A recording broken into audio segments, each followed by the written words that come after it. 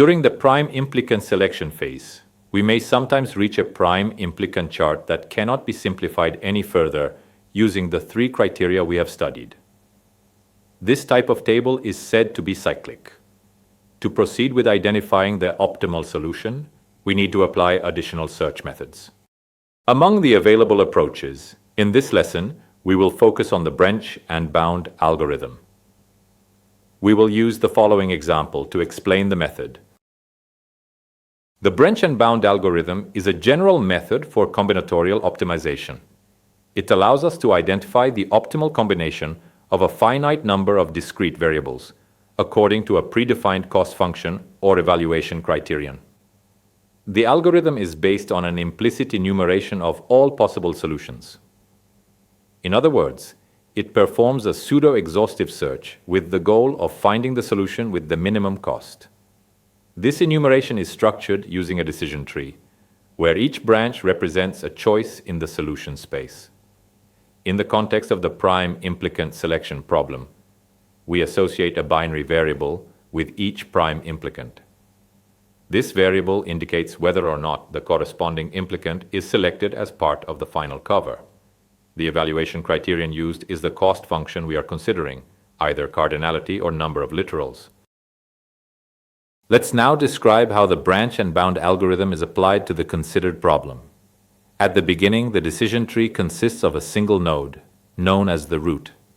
We select the first prime implicant from the chart based on a predefined order, typically top to bottom, and include it in the set of selected prime implicants.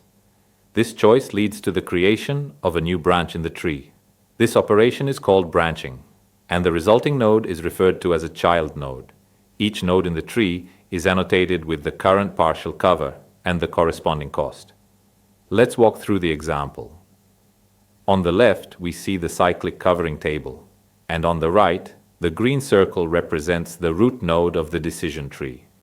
We select the first prime implicant, P0, and annotate the new node with the partial cover and its cost, that is 1. We now proceed by selecting the next prime implicant to add to the current partial cover. In doing so, we are exploring the decision tree in depth, meaning we are following a depth-first search strategy. In our example, after selecting P0, we choose P1, bringing the cumulative cost to 2.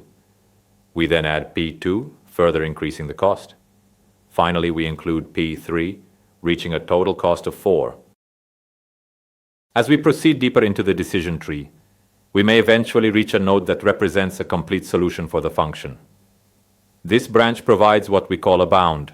We will now use it as a reference point while searching for potentially better solutions.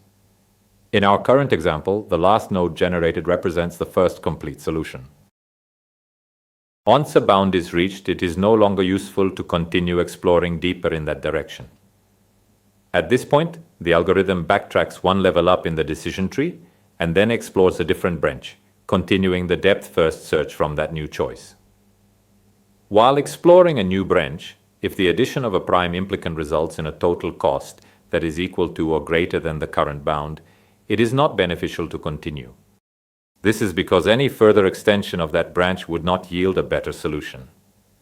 In such cases, the algorithm prunes the branch. That is, it discards the entire subtree and continues with backtracking. Backtracking also occurs if there are no remaining implicants to select from the current node. Let's return to our example. We backtrack from the branch containing P0, P1, P2. From there, attempting to add P4 would result in a cost equal to the current bound.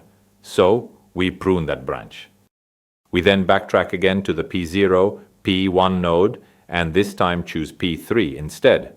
However, the cover is still incomplete, and adding any remaining implicants would again reach a cost equal to the bound.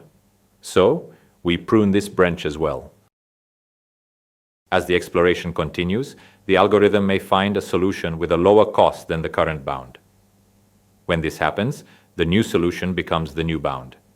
In our example, we continue making selections from the branch P0, P1. Specifically, we choose P4, which results in a complete cover with a total cost of 3.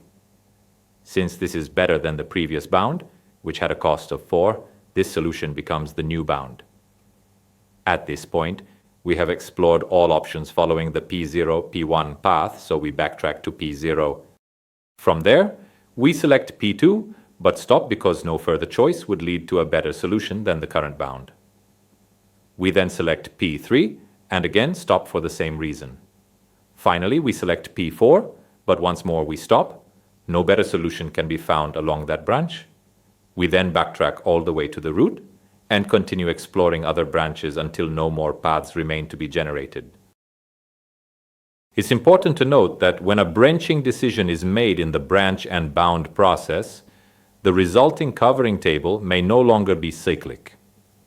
As a result, the exploration can be accelerated by applying the essentiality and dominance criteria immediately after each branching step. For example, after selecting P0, we generate a new covering table. In this updated table, we can apply the raw dominance criterion, followed by the essentiality criterion. This allows us to reach the same bound encountered earlier, but in fewer steps. From that point onward, the exploration continues exactly as previously described.